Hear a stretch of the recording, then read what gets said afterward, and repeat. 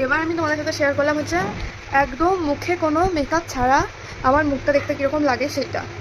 আমাকে অনেকে আমার রিলসে গিয়ে কমেন্ট করে যে পুরো একদম মেকআপ করে এসে নাকি আমাকে সুন্দর লাগছে। যেটা একটা সত্যি কথা তোমরা বলো। জানি অনেকে বদমাশি করে অনেক কিছু বলবে যে ভালো লাগছে না এসেই, যাই হোক আমার কাছে আমি অনেক সুন্দর।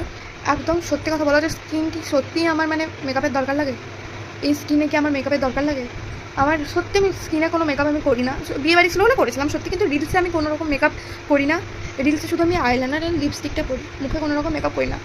এই যে এই মুখটার পরেও কি আমার মেকআপের দরকার পড়ে? ভগবান আমাকে এত সুন্দর একটা মুখ দিয়েছে, আমার কি মেকআপের দরকার পড়ে? তোমরাই বলো। যাই হোক, যে যা বলে বলে, তাতে তো আমার স্কিনটা পাল্টে যাবে না।